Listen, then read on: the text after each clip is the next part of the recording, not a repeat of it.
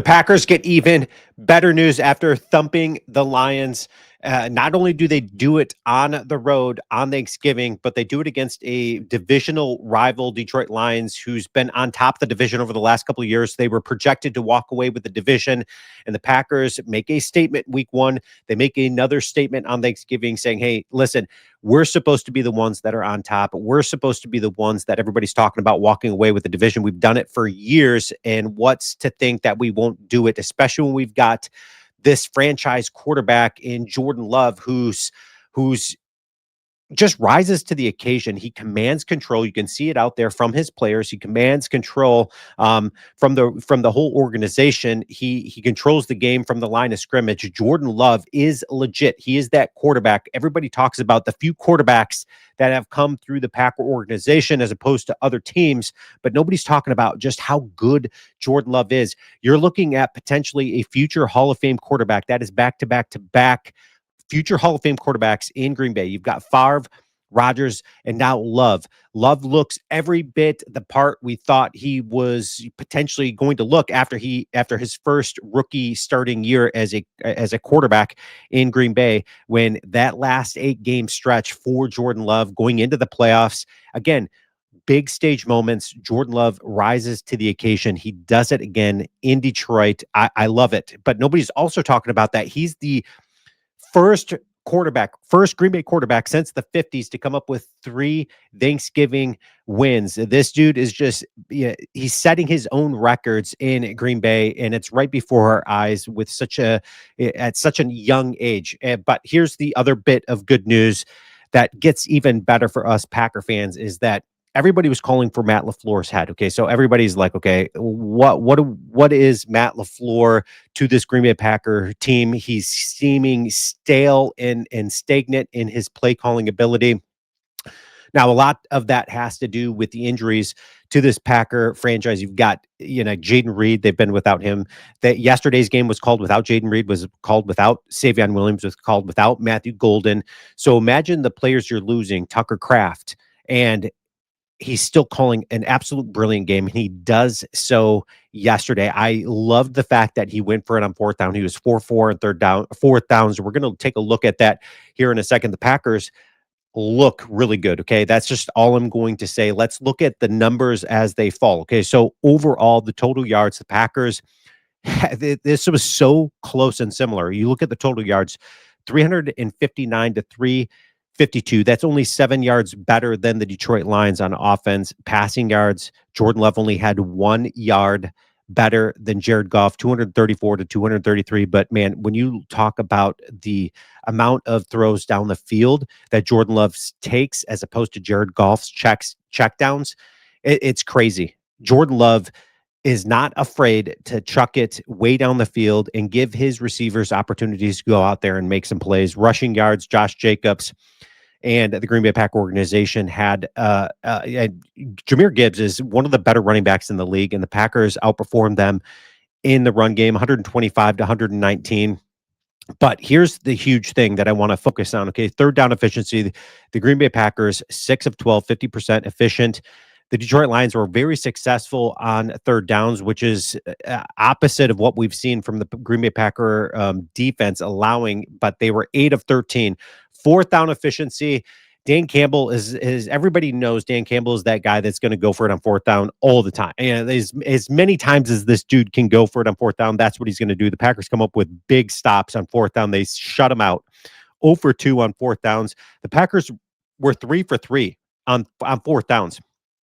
And Matt LaFleur called some brilliant plays. He didn't just pass it like a yard or two just to get to the 1st down marker. This dude's going 16 yards downfields to Dontavian Wicks to seal the deal on the game. I couldn't be more thrilled and happy with that. I thought it was an absolute brilliant call by Matt LaFleur. Okay, so again, I've been one of the guys that has been like, okay, what's going on with Matt LaFleur and his play calling ability? But man, he shuts us up over the last couple of weeks. He's just like, listen, I need some guys back healthy. I'm going to call a good game, and he does that here in this. But you look at penalties. Detroit had 5 penalties. The Packers 3 penalties. That's it. Neither team really had a ton of penalties out there. Neither team coughed up the ball on either side of the ball. You had no turnovers and takeaways in this game. The Packers get 3 sacks overall, which I was super excited to the Lions is 0 sacks in this game. Okay, so let's take a look at the numbers just a little bit more in depth. You got Jared Goff, 20 of 26. Again, doesn't throw the ball downfield a great his yardage per attempt is probably not too high. 256 yards, 2 touchdowns, no interceptions. He had a passer rating of 132.9, but man, Jordan Love outplayed him. 18 of 30. In my opinion, it was night and day difference, the contrast of the quarterbacks, because Jordan Love again wasn't afraid to throw the ball downfield, wasn't afraid to give his receivers opportunities. 234 yards, 4 touchdowns, no interceptions, passer rating of 124.2. Josh Jacobs, 17 carries for 83 yards. Surprisingly, Emmanuel Wilson didn't get a ton of touches in this game, 4 for 14. You had Jahmyr Gibbs having 20 carries for 68 yards. David Montgomery, they shut down 8 carries, 32 yards. He had 4 yards per carry, but man, it just seemed like anytime Montgomery was touching the ball, the Packers were sniffing it out. They looked really, really good. Dontavian Wicks, targeted 7 times. He comes up with 6 receptions and some big receptions and big moments. And that touchdown grab, the 4th down, Dontavian Wicks looks like the receiver that we thought he was going to look. Again, I've said it all along. Dontavian Wicks has the ability to be a number 1 caliber type wide receiver. He reminded me of Devontae Adams. Just with the amount of drops, the potential that this dude has. Now, I'm not saying he is a number 1 wide receiver, because the Packers seemingly have better wide receivers. Certainly, there in Christian Watson looks to be that guy. Christian Watson struggled yesterday with catching the ball. There were some missed opportunities for him, but he's also been coming up for them in big moments. 4 receptions, 80 yards, and a touchdown. Luke Musgrave finally came up with a big catch. He was targeted 1 time, and he came up with a monster grab. Romeo Doubs gets involved, 4 for 4, 4 targeted and 4 receptions, 20 yards. Everybody who's got a little bit involved, but there's also another player. Again, we mention him all the time, just the difference maker that Micah Parsons is. Micah Parsons is that guy that you want in your corner. He's that difference maker. He comes up with a monster game, and I'm sure Lions fans are just troubled by how that this dude is going to be in the division for hopefully for the duration of Micah Parsons' career. But you have Isaiah McDuffie leading the team in tackles, but again, 2.5 sacks for Micah Parsons, a half sacks for Kingsley Enagbare. But the Packers suffer a blow. Okay, so what's the blow that they suffer? Devontae Wyatt, it's not looking good. And here's what Matt LaFleur had to say about Wyatt, who I think has had a very, very good season out of Georgia. Matt LaFleur says, it doesn't look good, guys. I'm sick for him. I'm sick for us. That's a critical loss to a football team. And our defense, I can't say enough of the great things in terms of watching him mature. And it couldn't be more spot on when he's talking about that, because Devontae Wyatt has come into his own. He's looked like the tackle that we thought he was going to when we drafted him in the 1st round.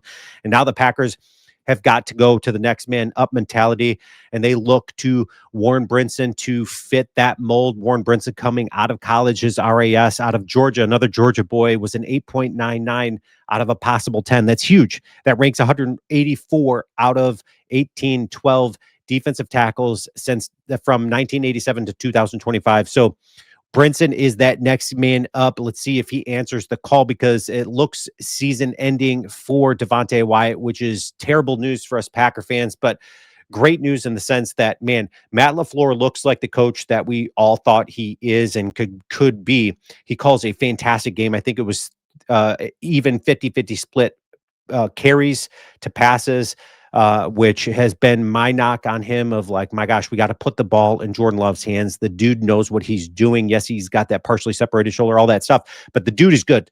Jordan Love is that guy you want in your corner. Same thing with Micah Parsons on defense. Give him the ball, give Josh Jacobs the ball, and he does that. He calls a brilliant game. No need to be worried, us Packer fans out there, when it comes to, man, is this Packer team legit and real? They answer the call when called upon. They come up with big wins and big moments. Leave your comments, and as always, go Pack Go.